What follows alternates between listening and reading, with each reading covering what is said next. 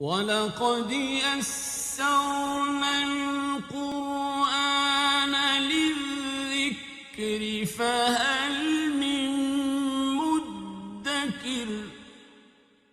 الحمد للہ رب العالمین والصلاة والسلام علی سید الانبیاء والمرسلین، اما بعد فاعوذ باللہ من الشیطان الرجیم، بسم اللہ الرحمن الرحیم۔ قابل احترام سورہ انفال کی 17 نمبر آیت مبارکہ سے آج ہمارا آغاز ہونا ہے، اور موضوع چل رہا ہے سورہ انفال کا غزوہ بدر میں اللہ کی جو نصرت اور مدد مسلمانوں کو پہنچی، اس نعمت کا اظہار اللہ تبارک و تعالیٰ فرما رہا ہے کہ تمہاری ساری کی ساری توجہ کا مرکز غزوہ بدر کی فتح کے دوران اور غزوہ بدر کی فتح کے بعد تمہاری ساری کی ساری توجہ کا مرکز صرف اور صرف اللہ تبارک و تعالیٰ کی ذات ہونی چاہیے۔ اگر فرشتے اترے تو تمہارا ایمان پھر بھی اللہ کی ذات پہ ہونا چاہیے، کیونکہ فرشتوں کو اتارنے والی ذات بھی تو اللہ کی ذات تھی۔ لہٰذا مضبوط ایمان کی جو اساس ہے اور بنیاد ہے وہ توحید باری کا تصور ہے، جس کو اللہ مدنی صورت کے اندر بھی بڑے کمال اور واضح الفاظ کے اندر بیان فرما رہا ہے، اور ترجمے کے اندر مختلف چیزیں مزید انشاءاللہ وضاحت کے ساتھ ہو جائیں گی۔ بسم اللہ الرحمن الرحیم۔ فَلَمْ تَقْتُلُوهُمْ وَلَكِنَّ اللَّهَ قَتَلَهُمْ وَمَا رَمَيْتَ إِذْ رَمَيْتَ وَلَكِنَّ اللَّهَ رَمَى وَلِيُبْلِيَ الْمُؤْمِنِينَ مِنْهُ بَلَاءً حَسَنًا إِنَّ اللَّهَ سَمِيعٌ عَلِيمٌ۔ یہ 17 نمبر آیت مبارکہ ہے۔ 4 چیزوں کا بیان اس صورت کے اندر ہے۔ نمبر 1 جو میں نے عرض کر دی کہ تم نے جو قتال کیا اور تمہیں فتح ملی، یہ بیسیکلی لڑنا اور فتح اللہ کی قدرت کے ساتھ تھا اور اللہ کی طرف سے تھا، یعنی انحصار نہ ہو کہ تم خود لڑے، تمہیں اپنی ذات پہ بڑا اعتماد تھا، لیکن اللہ نے فرشتے بھیجے، اعتماد تو مادہ فرشتوں پہ بھی نہ ہو، بلکہ کس پہ اعتماد ہو؟ اللہ کی ذات کے اوپر اعتماد ہو کہ اس نے تمہیں فتح عطا فرمائی۔ فَلَمْ تَقْتُلُوهُمْ، فا کا معنی پاس، لَمْ تَقْتُلُوهُمْ، لَمْ تَقْتُلُوا، تم نہیں لڑے، تم نے قتال نہیں کیا، تم نے تلوار نہیں اٹھائی، ہم ان کفار کے ساتھ، وَلَكِنَّ اللَّهَ قَتَلَهُمْ، واو کا معنی، اور لیکن اللہ تبارک و تعالیٰ نے قَتَلَهُمْ، ان کو قتل کیا ہے، یعنی بندہ مومن کی توجہ کا مرکز فتح ہو یا شکست ہو صرف اللہ کی ذات ہونی چاہیے۔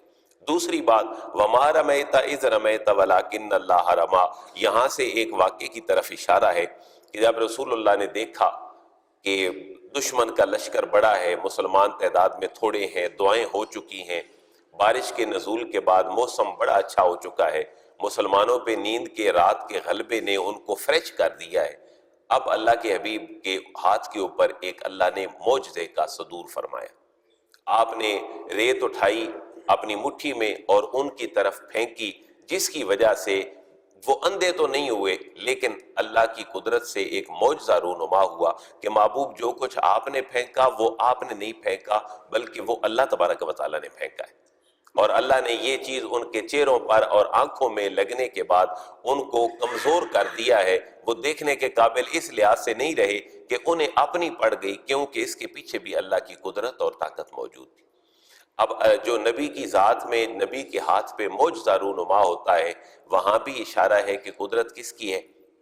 اللہ کی ہے۔ ولی کے ہاتھ پہ جو کرامت ہے اس کے پیچھے قدرت کس کی ہے؟ اللہ کی۔ وَمَا رَمَيْتَ، واو کا معنی، اور ما رمیت، رما یرمی کا معنی ہوتا ہے پھینکنا۔ جب حج اور عمرے کے لیے لوگ جاتے ہیں حج میں تو وہاں ایک رکن ہے رمی جمار، تو رمی کا معنی ہے پھینکنا۔ وما رمیتا وربلائز کر کے سیکنڈ پرسن بنایا گیا ماضی سے، وما رمیتا، اور نہیں پھینکی آپ نے وہ مشت خاک، وہ جو آپ کی مٹھی کے اندر خاک اور ریت تھی وہ آپ نے نہیں پھینکی، اذ رمیتا، جب آپ نے پھینکی، ولیکن اللہ رما، لیکن اللہ تبارک و تعالیٰ نے وہ پھینکی، اس کے اندر بھی طاقت اور قدرت اللہ نے رکھ لی۔ پھر یہاں پر 2 باتیں اگلی آیت کے ٹکڑے میں غور طلب ہیں، وَلِيُبْلِيَ الْمُؤْمِنِينَ مِنْهُ بَلَاءً حَسَنًا، اللہ فرما رہے ہیں کہ وَلِيُبْلِيَ، اور مبتلا کیا، المومنین، مومنین کو، منہ، اس پورے پروسیجر کے بعد، بلاءً حسنا، بہترین احسان اور بہترین آزمانے کی طرح اللہ نے لوگوں کو آزمایا۔ وہ طریقہ کار کیا تھا آزمانے کا؟ آزمائش ہمیشہ اللہ 2 طریقوں سے فرماتا ہے، کبھی کسی کو بہت زیادہ دے کر اور کبھی کسی کو تھوڑا دے کر، لیکن دونوں سے مقصود انسان کی آزمائش اور اس کی ابتلا ہوتی ہے۔ اب مسلمان تعداد میں کتنے تھے؟ 313۔ کفار کتنے ہیں؟ 950۔ مادی سارے وسائل کفار کے پاس ہیں، مسلمان تو نہتے اور تقریباً خالی ہاتھ ہیں۔ تو اللہ نے یہ ان کو آزمایا، تعداد میں تھوڑے تھے، کام بڑا کر دکھایا۔ پھر فرشتے اترے تو فرشتوں کے اترنے کے بعد طاقت اور قدرت آ گئی، لیکن اللہ تبارک و تعالیٰ نے لڑنے کے لیے مسلمانوں کا ہی انتخاب فرمایا، جس کی وجہ سے اللہ انہیں بتلانا چاہتا تھا کہ دین کی حفاظت تم نے ہی کرنی ہے، اور یہ ایک آزمائش تمہاری ہے، لیکن تمہاری ثابت قدمی تمہیں بہت بڑی فتح دے سکتی ہے۔ وَلِيُبْلِيَ الْمُؤْمِنِينَ، واو کمانا، اور یبلیہ مبتلا کرنا، آزمانا، المومنین تاکہ احسان فرمائے اللہ مومنوں پر، آزما کر، بلا ان حسنا بہترین احسان، ان اللہ سمیع علیم، ان بے شک اللہ تبارک و تعالی سمیع سننے والا ہے، علیم جاننے والا ہے۔ یعنی اس پوری آیت کا لب لباب کیا نکلا؟ مسلمان لڑیں، انہیں فتح ملے، کامیابی ملے، کوئی معجزہ رونما ہو، وہ فریش ہو جائے، بارش ہو جائے، ماحول بہتر ہو جائے، تو یہ ساری قدرت کس کی ہے؟ اللہ کی ہے۔ فرشتوں کے نزول کے بعد تمہاری فتح کا مرکز و محور ایمان اور عقیدے کا پھر بھی اللہ کی ذات ہونی چاہیے۔ ذالکم وان اللہ موہن کید الکافرین، ذالکم یہ جو پورے کا پورا پروسیجر ہوا تمہارے لیے، آسانیاں بنا دی گئیں، یہ اللہ نے بنائی، لیکن وان اللہ، اور بے شک اللہ تبارک و تعالیٰ اگر چاہتا تو موہنو، وہ کمزور کر دیتا۔ اوہن یوہنو کا معنی ہوتا ہے کمزور ہونا۔ ایک حدیث مبارکہ ہے جس کو محدثین نے ذکر کیا ہے اپنی ساری کتابوں میں، اور صحیح حدیث ہے کہ مسلمانوں پہ ایک وقت آئے گا جب انہیں وہن آن لے گا، وہن ان کے اندر آ جائے گا۔ وہن کا معنی پوچھا گیا، حضور وہن کا معنی کیا ہے؟ واو ہے لاہور والی اور نون وہن، تو آپ نے فرمایا یہ ان کی کمزوری ہے مسلمانوں کی۔ وہ کمزوری کیا ہے؟ کہ دنیا کے طلبگار ہوں گے، آخرت کو بھول جائیں گے، تو پھر اللہ ان کے اندر وہن اور کمزوری پیدا فرما دے گا۔ یہ کتاب الفتن کے اندر یہ حدیث مبارکہ موجود ہے۔ وَأَنَّ اللَّهَ مُوهِنُ كَيْدِ الْكَافِرِينَ، یہ تو ہوا سارا کچھ، لیکن اللہ تبارک و تعالیٰ موہنو کمزور کرنے والا ہے، قید الکافرین، قید کا معنی مکر، فریب، الکافرین کافروں کا۔ یہ ساری فتح تمہیں اللہ نے دی، اور جو کافروں کے ارادے کمزور کیے اور ان کو شکست پہ مجبور کیا، ان کے دلوں کے اندر رعب ڈال کر، تو یہ سارا کچھ کرنے والا کون تھا؟ اللہ کی۔ یعنی اسلامی معاشرے کی بڑی اساس بھی اللہ کے ساتھ تعلق ہے۔ اللہ کے ساتھ تعلق قائم ہو جائے تو انسان ہمیشہ سیدھے راستے کے اوپر ہی چلتا ہے۔ ان تستفتحوا فقد جاءکم الفتح وان تنتهوا فهو خیر لکم وان تعودوا نعد ولن تغنی عنکم فئتکم شیئا ولو کثرت وان اللہ مع المؤمنین۔ اس آیت مبارکہ کا شان نزول کچھ یوں ہے کہ جب مکے سے نکلے کافر اور آئے بدر میں، اور مسلمان نکلے مدینے سے اور آئے بدر میں، تو یقیناً دونوں نے دعائیں کی۔ رسول اللہ ساری رات دعا میں رہے۔ آپ کو تسلی کس نے دی؟ سیدنا صدیق اکبر رضی اللہ تعالیٰ۔ اور جو اہل مکہ کا لشکر آیا تھا وہ بھی خانہ کعبہ کے لحاف کو پکڑ کر دعا مانگ کے آیا تھا۔ وہ دعا یہ تھی کہ ہم میں سے جو سچا ہے اس کو فتح مل جائے، اور جو ہم میں سے برا ہے وہ شکست کھا جائے۔ ان کے خانہ کعبہ کے لحاف کو پکڑ کر دعا مانگنے سے یہ نہ سمجھا جائے کہ وہ توحید پرست تھے۔ ان کا تعلق خانہ کعبہ کے ساتھ تھا، لیکن اپنی نوعیت کا۔ قرآن ہمیں بار بار بتلا رہا ہے، ننگے ہو کر حرم کا طواف کرتے، اور حرم تک اور اللہ تک رسائی کے لیے بتوں کو پہلے اپنا وسیلہ مانتے، قربانیاں ان کے نام کی ہوتی، پھر ان کا جو اپنا ایک عقیدہ تھا توحید کا موڈیفائڈ، وہ اس تک بڑی مشکل سے پہنچتا۔ خانہ کعبہ کے اندر کتنے بت تھے جب فتح مکہ ہوا؟ 360۔ بڑا مشہور یہ واقعہ اور روایت اور حدیث ہے۔ تو یہاں ان کو یہ بتایا جا رہا ہے کہ تم نے جو کہا تھا کہ جو سچا ہے اس کو فتح ملے، تو فتح کس کو ملی؟ مسلمانوں کو، اور تمہیں تو فتح نہیں ملی، لہٰذا آپ مان جاؤ، تمہاری اپنی دعائیں مرادوں کو پہنچی، قبول ہو گئی، لہٰذا آپ اس پہ ڈٹے رہو کہ ٹھیک ہو جاؤ، واپس آ جاؤ۔ لیکن اگر نہیں آؤ گے تو پھر اللہ فرماتا ہے پھر بار بار بھی تم آؤ گے تو میں اپنے مسلمانوں کی اور اپنے نبی کے غلاموں کی اتنی ہی مدد کروں گا جتنی اب کر دی۔ اس پوری آیت کے اندر یہ بات موجود ہے۔ ان تستفتحوا فقد جاءکم الفتح، ان اگر، ان نہ ہو تو اگر، بے شک، ان کا معنی اف ایکول ٹو اف، اگر، تستفتحوا اگر تم فتح کے طلبگار تھے، طلبگار کس کا معنی ہے؟ الف سین اور تے، یہ جس بھی ورب سے پہلے آئے اس کے اندر کچھ طلب کا معنی ہوتا ہے.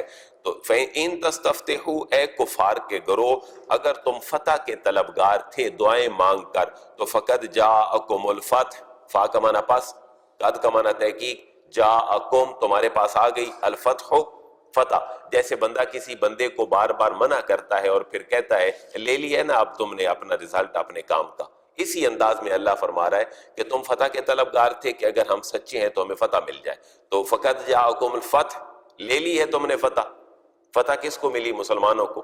اس انداز میں بات کر کے کہا وَإِن تَنْتَهُوا فَهُوَ خَيْرٌ لَكُمْ، اب بھی باز آ جاؤ، اب بھی میرے محبوب کے مشن کے آگے سد سکندری نہ بنو، رکاوٹ نہ بنو. واو کا معنی اور ان، اگر تنتہو تم باز آ جائے، اگر تم باز آ گئے اور رک گئے، فَهُوَ خَيْرٌ لَكُمْ، تو یہ تمہارے لیے بہتر ہے. لیکن اگر تم نہیں رکو گے، ابو سفیان نے کیا کہا بدر کے شکست کے بعد؟ میں اس وقت تک نہاؤں گا نہیں جب تک بدر کے لوگوں کا بدلہ مسلمانوں سے نہ لے لوں. میں اپنے سر میں تیل نہیں لگاؤں گا جب تک کہ میں بدر کے اپنے مرے ہوئے لوگوں کا مسلمانوں سے بدلہ نہ لے لوں. تو اللہ فرما رہے اگر باز آ جاؤ، اس مشن کے آگے رکاوٹ نہ بنو جو اللہ کی توحید اور اس کے نبی کی رسالت اور انسانوں کی خیرخواہی کا مشن ہے، تو تمہارے لیے بہتر ہے. لیکن پھر انہیں دھمکی بھی دی جا رہی ہے کہ اگر تم نہ باز آئے تو پھر ہم کیا کریں گے. وَإِن تَعُودُوا نَعُدْ، واو کا معنی اور ان، اگر تعودوا، اگر تم لوٹو گے دوبارہ اپنے اسی مشن کی طرف کہ ہم نے لڑنا ہے، تو نعود، ہم بھی لوٹیں گے. اگر تم لوٹو گے اپنے اسی مشن اور لڑائی کی طرف اور فتنے پردازی کی طرف، تو نعود، پھر ہم بھی لوٹیں گے، یعنی ہم تمہیں سزا دیں گے. تم ایسے کرو گے ہم سزا دیں گے. وَلَن تُغْنِيَ عَنْكُمْ فِئَتُكُمْ شَيْئًا وَلَوْ كَثُرَتْ، یہ ان کا ایک زوم باطل ہے جس کو اللہ دور فرما رہا ہے کہ تم اب یہ سوچ رہے ہوں گے کہ ہم تو آئے تھے 950، اب اگلی دفعہ ہم آئیں گے 5050، تو تم اپنی کثرت کا ایک ذہن بنا کر آؤ گے اگلی دفعہ لڑنے، وسائل زیادہ کر کے لے آؤ گے، تعداد زیادہ کر کے لے آؤ گے، تو کیا تمہیں فتح مل جائے گی. وَلَن تُغْنِيَ عَنْكُمْ، واو کا معنی اور لن تغنیہ، ہرگز تمہیں بچا نہیں سکے گا، ہرگز تمہیں غنی نہیں کر سکے گا. فئتکم، تمہارا لشکر، فیا کا معنی گروہ، تمہارا گروہ تمہیں کبھی بھی فائدہ نہیں پہنچا سکے گا، غنی نہیں کر سکے گا، شیئا، ذرا برابر بھی. ولو کثرت، واو کا معنی اور لو، اگر کثرت، وہ کثرت میں بھی ہوا، تم اب 950 آئے، تم جتنی مرضی تعداد میں آ جاؤ، تو پھر بھی اللہ فرما رہا ہے تمہیں تمہاری کثرت اور تمہارا گروہ کوئی بھی فائدہ نہیں پہنچائے گی. وَأَنَّ اللَّهَ مَعَ الْمُؤْمِنِينَ، کیونکہ میں کن کے ساتھ ہوں؟ مومنین کے ساتھ ہوں. واو کا معنی اور ان اللہ، اللہ تبارک و تعالی مع المؤمنین، کن کے ساتھ ہیں؟ مومنین کے ساتھ ہیں. اب مدنی صورتوں کا ایک امتیاز اور خصوصاً سورہ انفال کا امتیاز کہ آپ کو ہر دوسری چوتھی آیت میں ایک خطاب نظر آئے گا، اور وہ خطاب کن کو ہے؟ یا ایھا الذین آمنو، یعنی مدنی معاشرے کو ڈیولپ کیا جا رہا ہے. پہلا اصول کیا پتہ چلا کہ تمہاری ساری خواہشات کا مرکز، تمہاری ساری کامیابیوں کا مرکز اللہ کی ذات ہونی چاہیے. تمہیں بدر میں فتح ملی ہے تو پھر بھی کس کے صلے میں؟ اللہ نے تمہاری مدد کی ہے، اور اس نے اپنے نبی کے ہاتھوں پر اگر معجزہ بھیجا ہے تو یہ اللہ کی قدرت ہے.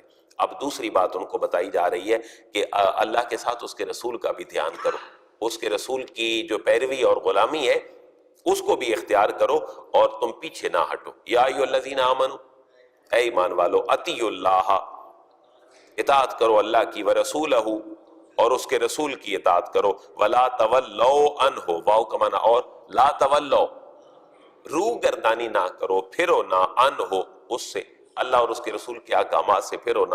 وانتم تسمعون، حالانکہ وانتم، واو کا معنی اور، انتم، تم سارے کے سارے، تسمعون، سنتے ہو، تم سن رہے ہو، سننے کے باوجود بھی پیچھے نہ ہٹو. یہ آیت بڑی غور طلب ہے.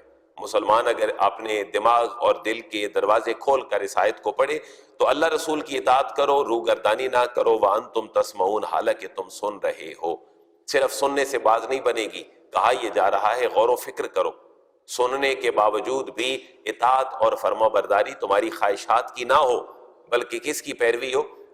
اللہ اور اس کے رسول کی پیروی ہو. وانتم تسمعون، حالانکہ تم سن رہے ہو. ولا تکونوا کالذین قالوا سمعنا وهم لا يسمعون، یہ قرآن نے بڑی پیاری مثال دی. ولا تکونوا، واو کا معنی اور، لا تکونوا نہ ہو جاؤ، کالذین ان لوگوں کی طرح، قالوا جنہوں نے کہا، سمعنا ہم نے سنا، وهم لا يسمعون حالانکہ وہ سن نہیں رہے تھے. مثلا لاجک کیا تھی کہ جو آسمانی کتابوں کا حکم تھا اس کو پڑھتے ضرور تھے لیکن اس کے مطابق اپنی زندگی نہیں گزارتے تھے، تو اللہ نے ان کے سننے کی نفی فرما دی. ان لوگوں کی طرح نہ ہو جاؤ جنہوں نے کہا ہم نے سنا، وهم لا يسمعون حالانکہ وہ سنتے نہیں تھے. اگر سنتے تو پھر ان کے دل کے اوپر اثر کرتا. اللہ نے منع کیا سود سے تو بچتے نہیں تھے. یہودیوں کی مذہبی کتابوں میں یہ بات لکھی تھی کہ سود حرام ہے، اس کے باوجود بھی سب سے بڑا کاروبار مدینے کے اندر سود کا وہ کس کا تھا؟ یہودیوں کا تھا. تو اللہ فرما رہے ہیں ان لوگوں کی طرح نہ ہو جاؤ جنہوں نے کہا ہم نے سن لیا حالانکہ وہ سن ہی نہیں رہے تھے. یہ نہیں، سن تو رہے تھے، جیسے مسلمان قرآن سنتا ہے لیکن اس کی معیشت، معاشرت، سیاست، اس کا خاندانی نظام اسلام کے مطابق نہیں ہے، اور وہ شاید چاہتا بھی نہیں کہ اسلام کے مطابق ہو. ورنہ سزاؤں کا تصور ہو اور دل کو نرم کرنے کی باتیں ہوں، خوف خدا ہو، معاشرے میں ایک جنت نظیر معاشرہ ہو تو یہ ہو سکتا ہے. لیکن سن کے سن نہیں رہا تو اللہ نے فرما دیا اللہ رسول کی اطاعت کرو اور روگردانی نہ کرو حالانکہ تم سن رہے ہو. اور پھر ان لوگوں کی طرح نہ ہو جاؤ جنہوں نے کہا ہم نے سن لیا، وَهُمْ لَا يَسْمَعُونَ حالانکہ وہ سن نہیں رہے تھے. ان شر الدواب عند اللہ صم البکم الذین لا یعقلون. یہاں اب ایک بڑے نچلے سطح پر آ کر مثال دی گئی ہے، جیسے ہم نے پیچھے پڑھا تھا کہ بڑی شدید ترین مثال اور بڑی کم ترین مثال ایک ایسے بندے کی کہ جو دنیاوی لالچ رکھتا ہے، اللہ کے احکامات سے دور ہے. اس کی مثال کس کے ساتھ دی گئی تھی؟ کتے کے ساتھ.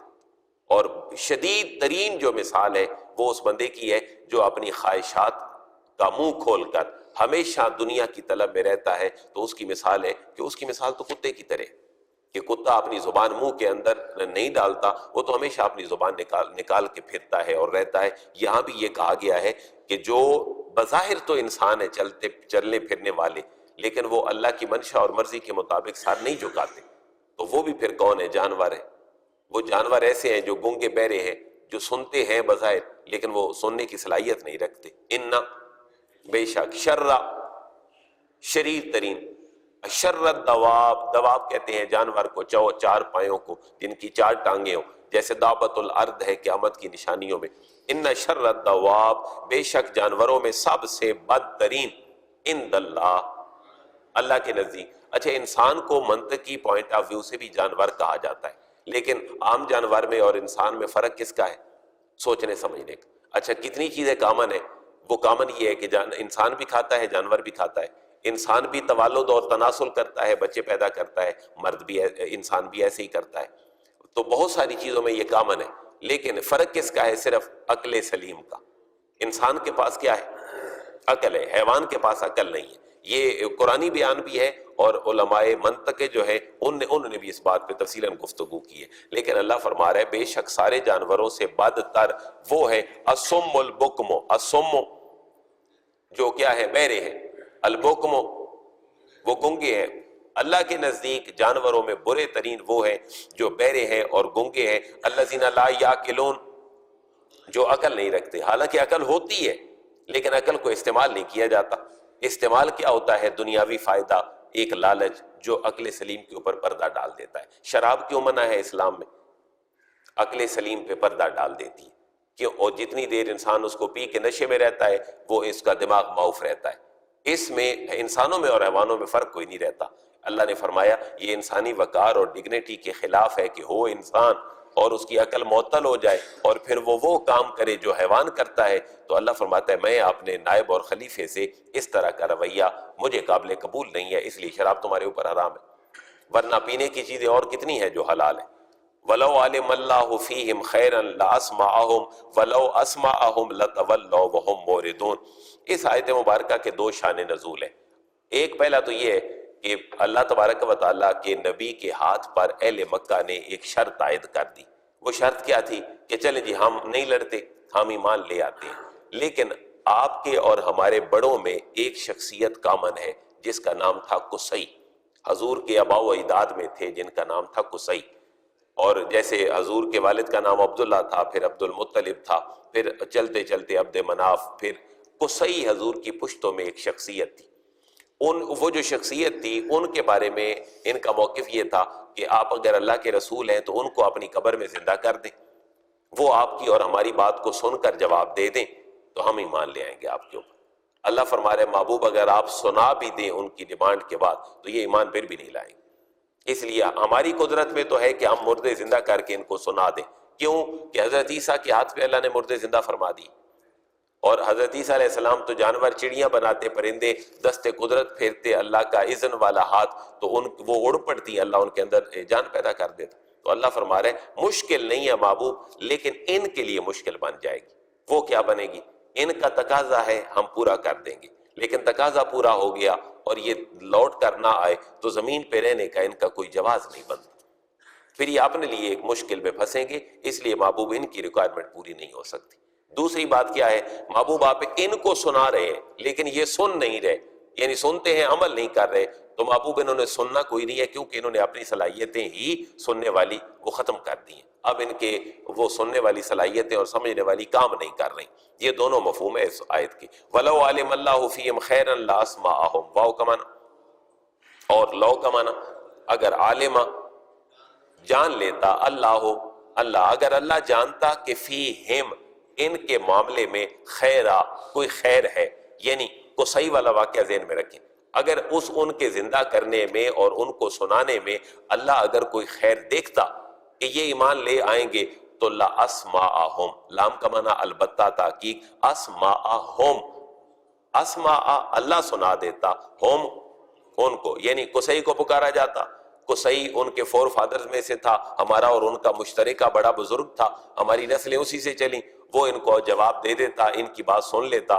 اگر اللہ کے علم میں ہوتا کہ یہ بہتر ہے ان کے لیے تو اللہ فرما رہا ہے میں ایسا کر دیتا، لیکن وَلَوْ أَسْمَعَهُمْ، واو کا معنی اور لو اگر اسمعہم لَتَوَلَّوْا وَهُمْ مُعْرِضُونَ، وَلَوْ أَسْمَعَهُمْ اگر سنا دیتا انہیں اللہ تبارک و تعالی لَتَوَلَّوْا وَهُمْ مُعْرِضُونَ، تو حق کو قبول کرنے کی جو طاقت ہے وہ تو ان کی سلب ہو چکی ہے، اور سلب کس نے کی ہے؟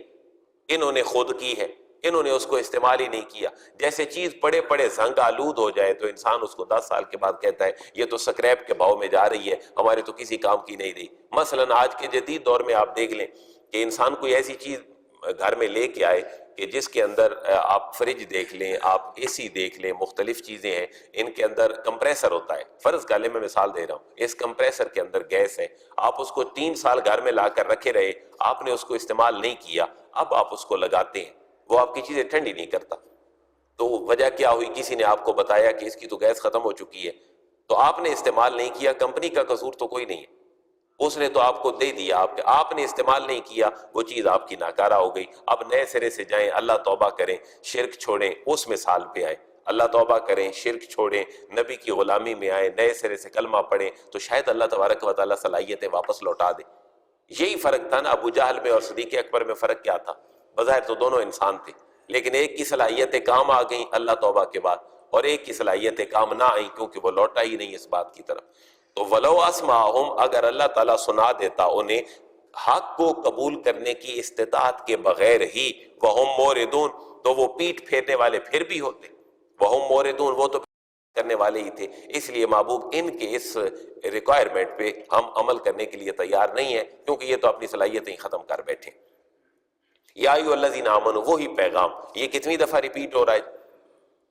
یہ تیسرے مقام پہ آیا ہے یا ایھا الذین آمنوا۔ اس کو ذرا دیکھتے جائیے گا، بڑے بڑے چھوٹے چھوٹے پیارے احکامات ہیں۔ پہلا حکم یہ تھا کہ تمہارے مدنی معاشرے کی بنیاد اور اٹھان میں سب سے بڑا نظریہ اللہ کی وحدانیت کا نظریہ ہے، اور دوسری بڑی بات ہے اطیعوا اللہ و رسولہ، اللہ کے ساتھ پریکٹیکلی اس کے رسول کا معاملہ تم نے کرنا ہے، تب تمہارا مدنی معاشرہ آگے چلے گا۔ تیسری بات کیا ہے؟ یا ایھا الذین آمنوا استجیبوا للہ وللرسول اذا دعاکم لما یحییکم واعلموا ان اللہ یحول بین المرء وقلبہ وانہ الیہ تحشرون۔ اس آیت کے شان نزول بھی 2 ہیں۔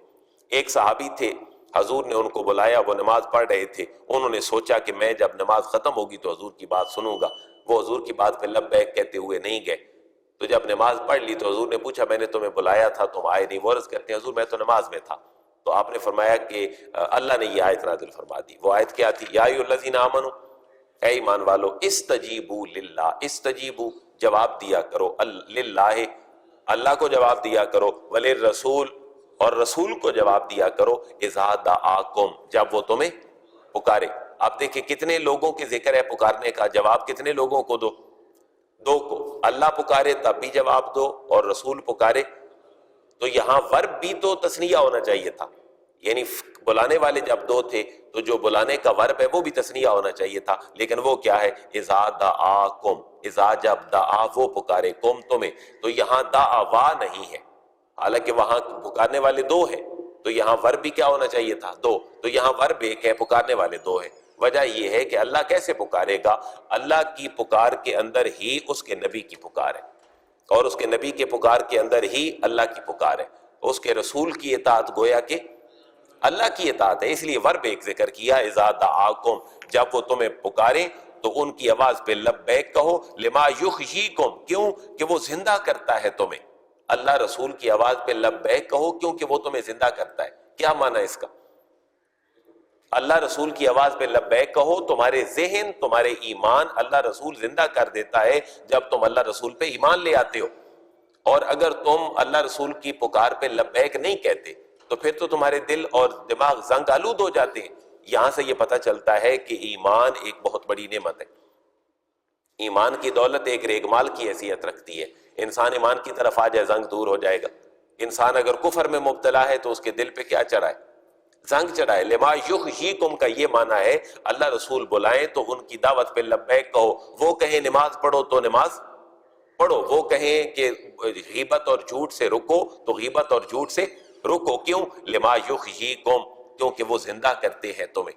کیا زندگی سے مراد کیا ہے؟ ذہن کی زندگی، دل کی زندگی، اور اسلام کی زندگی، ایمان کی زندگی، قرآن کے نور سے ملنے والی زندگی. کیونکہ یہ اللہ رسول تو تمہیں نئی زندگی دیتے ہیں، تمہیں جینے کا ڈھنگ اور ہنر سکھاتے ہیں. وَاعْلَمُوا أَنَّ اللَّهَ يَحُولُ بَيْنَ الْمَرْءِ وَقَلْبِهِ، وَاعْلَمُوا اور یہ خوب جان لو، أَنَّ اللَّهَ اللہ تبارک و تعالی يَحُولُ حائل ہو جاتا ہے، بین المرء وقلبه انسان اور اس کے دل کے اندر اللہ حائل ہو جاتا ہے.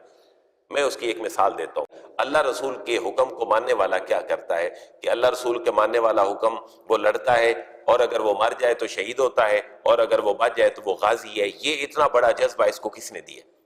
یہ ہے ان اللہ یحول بین المرء وقلبہ، اللہ تعالیٰ حائل ہو جاتا ہے انسان اور اس کے دل کے ارادوں کے درمیان. یہ پختگی انسان کو کون دیتا ہے؟ 313 ڈٹ گئے 950 کے سامنے. یہ ان کے ارادوں کے اندر پختگی کس نے دی؟ اللہ نے. تو یہاں یہ پتہ چلتا ہے کہ اللہ تعالیٰ کی مدد اور اللہ تعالیٰ کا دل کے اندر حائل ہونا اپنے ارادے کے ساتھ مانگنا چاہیے. انسان تو مصمم ارادہ کر دے لیکن اللہ کی مدد نہ مانگے تو یہ مصمم ارادہ تو کمزور ہو جائے گا.